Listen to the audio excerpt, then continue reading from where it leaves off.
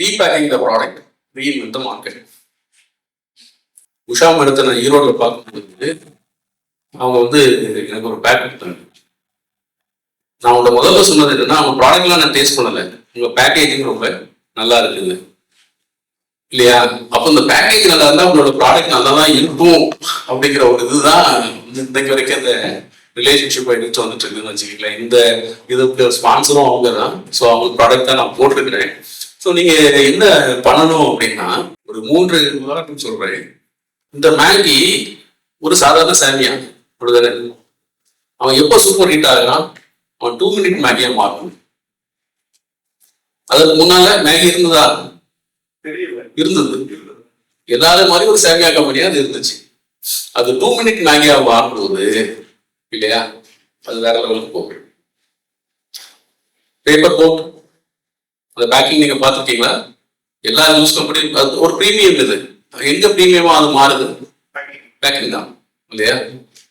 நான் இப்ப சமீபத்துல ரொம்ப பார்த்து வியக்கிறது வந்து ஸ்விக்கி, இன்ஸ்டாமார்ட்ல நாய்ஸ்னு ஒரு பிராண்ட் வருது.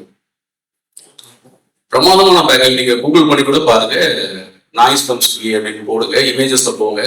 ஒவ்வொரு ப்ராடக்டும் பிரமாதமான பேக்கிங். அவ்வளவு வந்து பேக்கிங்க்கு வந்து அவங்க இம்பார்ட்டன்ஸ் கொடுக்குறாங்க. இந்த பேக்கிங் அப்படிங்கிறது ஒரு கடலை மிட்டாயை பத்தியோ பிராகா ஃபுட்ஸை பத்தியோ இல்லை. நீங்க பண்ணிட்டு இருக்கீங்களா பிசினஸ், அதையே நீங்க வந்து வேற மாதிரி பேக்கேஜ் பண்ணலாம். பேக்கேஜிங் அப்படிங்கிறது வந்து எல்லா பிசினஸ்க்கும், நீங்க டிஜிட்டல் மார்க்கெட்டிங் பிசினஸா இருக்கலாம், ட்ரேட் மார்க் இதாக இருக்கலாம், டைல்ஸ் இருக்கிறதா இருக்கலாம், நீங்க உங்க பேக்கேஜிங்கை மாற்ற முடியும். சரியா? அது வந்து விஷுவலா தெரியக்கூடிய பேக்கேஜா தான் இருக்குங்கிறது இல்லை, விர்ச்சுவல் பேக்கேஜாக இருக்கலாம். அப்படிதானே? நீங்க அதை எப்படி பேக் பண்றீங்க, அதை மேல என்ன எழுதுறீங்க அப்படிங்கிறது தான் முக்கியம். ஸோ இப்போ மேகியா இருக்கட்டும், அந்த ₹1 சேஷையா இருக்கட்டும், இவங்க எல்லாம் கன்வீனியன்ஸ் அப்படிங்கிறத நோக்கி நகரும் பொழுது அவங்க வேற கட்டத்துக்கு போறாங்க. பேப்பர் போட் உங்களுடைய பழைய நினைவுகளுக்குள்ள உங்களை எடுத்துட்டு போகக்கூடிய அந்த நோஸ்டால்ஜியா புத்தி அவன் எடுத்துட்டு வர்றான். ஸ்விக்கி, இன்ஸ்டாமார்ட் என்ன பண்றான், அவனுடைய எக்ஸிஸ்டிங் கிளையண்ட், இப்போ நீங்க சொல்றீங்களா 10 மில்லியன் டேட்டா எங்க இருக்குன்ட்டு, அவன் அதை விட பெட்டரா வச்சிருக்கான்.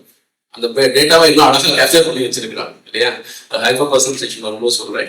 ஸோ அதை வந்து எப்படி பண்றது, லிவரேஜ் பண்றதுன்னு சொல்லி அதுக்கேற்ற மாதிரியான அவனுக்கு கஸ்டமருடைய மைண்ட் செட் ஃபுல்லா தெரியுது. அதை ரிசர்ச் பண்றோம். சரியா? ரிசர்ச் பண்ணிட்டு தான் அவங்க எடுத்துட்டு வர்றாங்க.